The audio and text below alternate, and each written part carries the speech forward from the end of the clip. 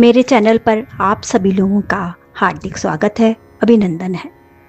मैं हूं आपकी अपनी डॉक्टर प्रज्ञा गर्ग और मेरी आज की कविता है अहम ब्रह्मास्मि। अहम ब्रह्मास्मि का नारा लगाते, अहम ब्रह्मास्मि का नारा लगाते, हर जीव को ईश्वर का अंश बताते। अहम ब्रह्मास्मि का नारा लगाते, हर जीव को ईश्वर का अंश बताते। फिर क्यों नारी आते ही तुम्हारे विचार बदल जाते? फिर क्यों नारी आते ही तुम्हारे विचार बदल जाते? कहते हो वो शक्ति है, कहते हो वो शक्ति है, सृष्टि का आधार है। फिर क्यों बना दिया उसे केवल शरीर और श्रृंगार है। कहाँ खो गई वो दृष्टि जो आत्मा को पहचानती थी? कहाँ खो गई वो दृष्टि जो आत्मा को पहचानती थी? क्यों हर नजर केवल तन को ही जानती है? क्यों हर नजर केवल तन को ही जानती है? अज्ञान का ये कैसा अंधकार है जहाँ चेतना गिरकर मनुष्य भी वस्तु बन जाता है। अज्ञान का ये कैसा अंधकार है जहाँ चेतना गिरकर मनुष्य भी वस्तु बन जाता है और नारी तो बस भोग विलास का साधन मात्र बनकर रह जाती है। और नारी तो मात्र भोग विलास का साधन मात्र बनकर रह जाती है।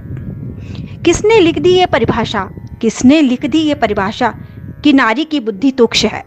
किसने लिख दी ये परिभाषा कि नारी की बुद्धि तुक्ष है? ये शब्द नहीं एक विकृति है जो समाज की सोच का दर्पण है। नारी वो नहीं जो तुम समझे बैठे हो, नारी तो वो चेतना की धारा है, वो जननी है, वो शक्ति है, वो ही जीवन का सहारा है। वो जननी है, वो शक्ति है, वो ही जीवन का सहारा है। जब तक तुम उसे वस्तु समझोगे, जब तक तुम उसे वस्तु मानोगे, तब तक तुम अधूरे ही रह जाओगे। क्योंकि जो नारी का सम्मान न कर सके वो ईश्वर को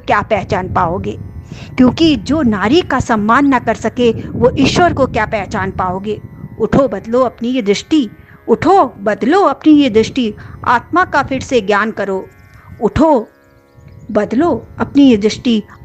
फिर से ज्ञान करो। नारी को उसका स्थान दो और खुद को भी महान करो। क्योंकि जिस दिन तुमने यह समझ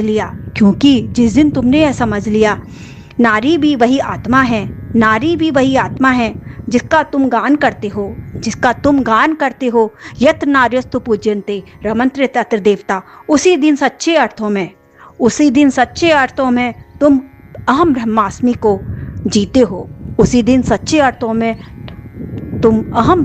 को जीते हो।